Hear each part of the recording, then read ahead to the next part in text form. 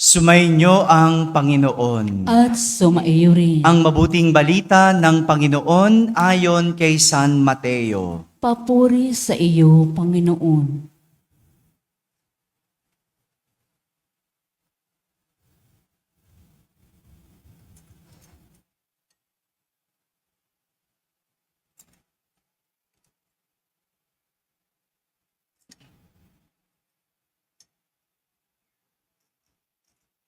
Ganito ang pagkapanganak kay Hesukristo. Si Maria na kanyang ina at si Jose ay nakatakda ng pakasal. Ngunit bago sila nakasal, si Maria ay natagpuang nagdadalang tao. Ito ay sa pamamagitan ng Espiritu Santo. Isang taong matuwid itong si Jose na kanyang magiging asawa. Ngunit ayaw niyang mapahiya si Maria. Kaya ipinasya niyang hiwalayan ito ng lihim. Samantalang iniisip ni Jose ito, napakita sa kanya sa panaginip ang isang anghel ng Panginoon. Sabi nito sa kanya, "Jose, anak ni David, huwag kang matakot na tuluyang pakasalan si Maria, sapagkat siya'y naglihi sa pamamagitan ng Espiritu Santo. Manganganak siya ng isang lalaki at ito'y pangangalanang Jesus, sapagkat siya ang magliligtas sa kanyang bayan sa kanilang mga kasalanan." Nangyari ang lahat ng ito upang matupad ang sinabi ng Panginoon sa pamamagitan ng propeta. Maglilihi ang isang dalaga at manganganak ng isang lalaki at tatawagin itong Emmanuel. Ang kahulugan ay kasama natin ang Diyos. Nang magising si Jose, sinunod niya ang utos ng anghel ng Panginoon. Pinakasalan niya si Maria, ngunit hindi ginalaw ni Jose si Maria hanggang sa maipanganak nito ang isang sanggol na lalaki na pinangalanan niyang Jesus. Mga kapatid, ang mabuting balita ng Panginoon. Pinupuri ka namin, Panginoong Hesukristo. Magsiupo po ang lahat at makinig sa homilya. Isang magandang gabi po sa inyong lahat. Pakibati naman ng katabi ng magandang gabi. Magandang gabi sa lahat ng mga nasa balcony, yung mga nasa labas dyan. Kaway naman kayo kung naririnig nyo ako. Magandang gabi. Magandang gabi sa lahat ng mga nasa orchestra. Orchestra, yung nasa gilid natin. Magandang gabi po. Sa lahat ng mga nasa barangay na nakakapakinig ng ating banal na misa. Sa lahat ng mga nasa tahanan na nagsisimba via online. Sa lahat ng nasa abroad, isang magandang araw po sa inyong lahat. Kasama kayo sa pagdiriwang ng banal na misa dito sa ating parokya. Ikatlong simbang gabi. Attendance check nga muna tayo. Pakitanong sa katabi, nakailan ka na? Ang sagot, buti nakatatlo na yun nandito. Kayo dyan, nakailan na? Tatlo. Sinong nakatatlo na? Taas ang kamay. O yan. Sinong nakadalawa? Taas ang kamay. Okay. Sinong nakaisa? Taas ang kamay. Welcome. Sayang, hindi nyo napakinggan yung aking kwento kahapon. Kaya itutuloy ko ngayon. Sino pong nakakaalala pa ng kwento ko kagabi? Ay, saan?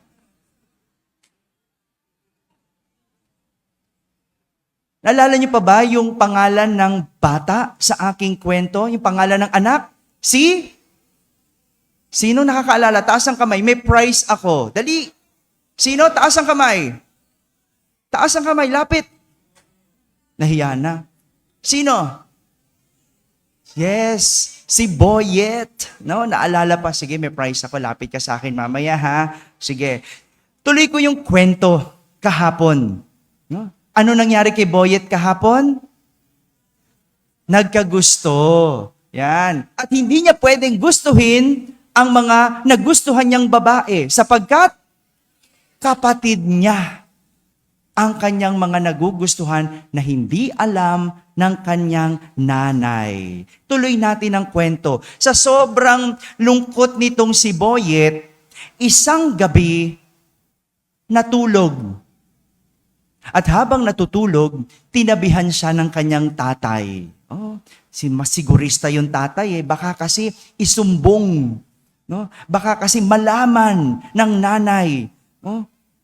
Tinabihan ng tatay si Boyet habang natutulog. At habang siya'y natutulog, biglang sumigaw si Boyet. Ang sabi niya, "Paalam, lolo." Hindi maintindihan ng ama kung anong sinasabi ni Boyet. Kinabukasan, nakatanggap sila ng masamang balita. Namatay ang kanilang lolo. Naalala ng ama ang sinabi ni Boyet, "Hala, nagkatotoo ang panaginip ng anak ko." Kinagabihan, natulog muli si Boyet. Sa sama ng loob. Bakit?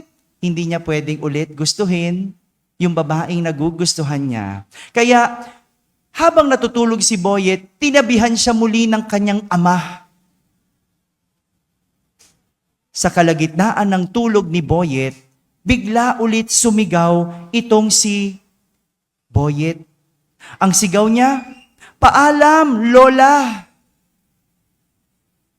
Hindi na naman maunawaan ng ama ang sinasabi ni Boyet. Kaya kinaumagahan, nakatanggap sila ng masamang balita. Anong balita? Namatay si lola. Kinabahan ng tatay, sabi, "Ano ba ito? Nagkakatotoo ang panaginip ng anak ko." Kinagabihan, muling natulog itong si Boyet.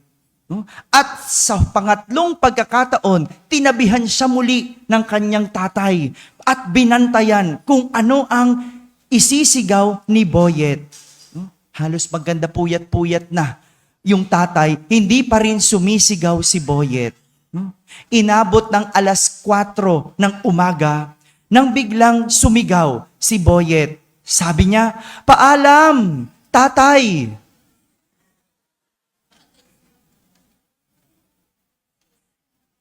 Kinabahan ng tatay. Kinabukasan, nagdobleng ingat ang tatay. Hindi siya nagpa-drive sa kanilang driver. Sa halip, nagpasundo siya sa kanilang company driver. At habang sila ay nasa sasakyan, pumapasok sa opisina, ingat na ingat, lingat ng lingon ng lingon yung tatay. Tinitignan kung mayroong sasakyan na babangga sa kanila. Nakarating ng matiwasay sa opisina ang ama at nang nasa elevator, bigla siyang bumaba. Ginamit niya ang hagdan. Baka naisip niya, baka biglang bumagsak ang elevator. Siya ang sumunod. Kaya naghagdan ng tatay kahit ang kanilang opisina ay nasa 35th floor. Mabuti ng sigurado, di ba? 2 beses na nagkatotoo ang panaginip ni Boyet. Pagdating niya sa kanilang opisina, hindi siya gumalaw. Maghapon, naupo lang sa kanyang upuan at mesa. Nagtrabaho, pero iniisip niya ang sinabi ni Boyet noong 4:00 ng umaga. Natapos ang araw, umuwi ang ama. Sa wakas, nakauwi siya ng ligtas. Pagpasok niya sa kanilang bahay, nakita niyang umiiyak ang kanyang asawa. Dali-dali siyang tumakbo sa kanyang asawa. Sabi niya, "Mahal, huwag kang umiyak. Buhay ako. Buhay ako. Hindi ako namatay. Huwag kang umiyak." Iyak pa rin ang iyak ang asawa. Hinanap niya si Boyet, hindi niya makita si Boyet. Iyak ng iyak ang kanyang asawa. Sabi niya, huwag kang umiyak. Buhay ako. At sinabi ng kanyang asawa, namatay ang driver natin. At naalala niya ang sinabi ni Boyet. Anong sinabi ni Boyet? Paalam, tatay. Sino ang kanyang tatay? Ito naman mga to, kailangan pang explain. Mga kapatid, ang panaginip sa Biblia ay isang pakikipag-usap ng Diyos sa tao. Naniniwala ka ba sa panaginip? Hello. Tanungin natin si Boyet. Sa Biblia, sa Lumang Tipan, ang panaginip ay tinuturing na forgotten language of God. Kinalimutang salita ng Panginoon. At sa pamamagitan ng panaginip, ang Diyos ay nakikipag-usap sa tao. Yan yung nangyari o yan ang panaginip sa Lumang Tipan. Samantala, sa Bagong Tipan, ang panaginip ay katuparan ng mga plano ng Diyos. Kaya naman, nang managinip si San Jose, hindi lang ito basta pakikipag-usap ng Diyos, kundi isang katuparan ng plano ng Diyos. Narito sa ating harapan ang imahe ni San Jose at imahe ng anghel. Iyan ang tagpo ng ating narinig sa ating ebanghelyo. Nagpakita ang anghel sa pamamagitan ng panaginip kay San Jose. Totoo man ang panaginip o hindi, isa lang ang sinasabi sa atin ng ebanghelyo. Totoong may plano ang Diyos. Sabihin niyo nga po, plano ng Diyos. Narinig natin ang kwento ng kapanganakan ni Jesus. Plano ni Maria at Jose na magpakasal. Ngunit bago sila ikasal, bago ang plinanong kasal, natagpo ang nagdadalang tao si Maria sa pamamagitan ng Espiritu Santo. Kung tutuusin, wala ito sa kanilang plano. Kaya sira ang kanilang plano. Kaya naman, plinano ni San Jose na hiwalayan si Maria ng lihim. Lihim dahil hindi pwedeng malaman ng tao na nabuntis si Maria bago ang kasal, kundi parurusahan. Ang parusa, pagbabato, hanggang siya'y mamatay. Ganyan ang parusa sa mga babaeng nabubuntis bago ang kasal. Noon. Noon. Malinaw po. Ngayon, may parusa pa ba? Wala na, no? Sige na lang, ano po? No? Tuloy na lang. No? Kaya lihim, sapagkat matuwid itong si San Jose, ayaw niyang mapahiya si Maria. Kaya nagplano siya na hiwalayan si Maria. Ngunit sa kanyang plano, inilahad ng anghel sa pamamagitan ng panaginip ang plano ng Diyos.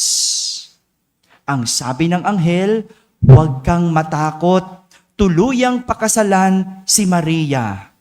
Manganganak siya ng isang lalaki at ito'y pangangalan ng Jesus, sapagkat siya ang magliligtas sa kanyang bayan sa kanilang mga kasalanan. Nang magising si Jose, sinunod niya ang plano ng Diyos. Ganyan ang plano ng Diyos. Ang dalhin ang tao sa kabutihan. Kung kaya't anuman ang ating gawin o pipiliin, basta't may kabutihan, yan ay pagtupad sa plano ng Diyos. Uulitin ko po, ang plano ng Diyos ay dalhin ang tao sa kabutihan. Kaya kung ikaw ay nagpaplanong magpakasal, basta't may kabutihan, yan ay plano ng Diyos. Pero kung magpapakasal ka para maiahon ang iyong pamilya sa hirap, hindi yan plano ng Diyos. Kaninong plano? Plano mo. Ha? Yung mga magpapakasal po dyan, pagdasal mo muna. Yan ba ay magdadala sa iyo sa kabutihan o magdadala sa iyo sa kasamaan? Marami sa atin nagpakasal nang hindi nagdasal. Kaya hindi alam kung ito'y plano ng Diyos. Kaya tignan mo, nang kinasal ng mag-asawa, imbis na naging mabuting asawa, naging masama. Bakit? Hindi niya kasi tiningnan kung plano ng Diyos. Ang tiningnan, sariling plano. Kung plano mong mag-resign, meron po ba ditong planong mag-resign? Taas nga ang kamay. Wala. Wala naman din kasing trabaho, ano? Kung plano mo mag-resign, basta't may kabutihan, plano yan ng Diyos. Ngunit kung ang dahilan ay iyong kalokohan o katamaran, hindi yan plano ng Diyos.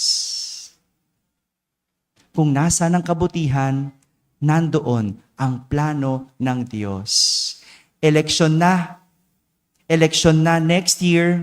Kung plano mong tumakbo, tingnan mo muna kung plano yan ng Diyos.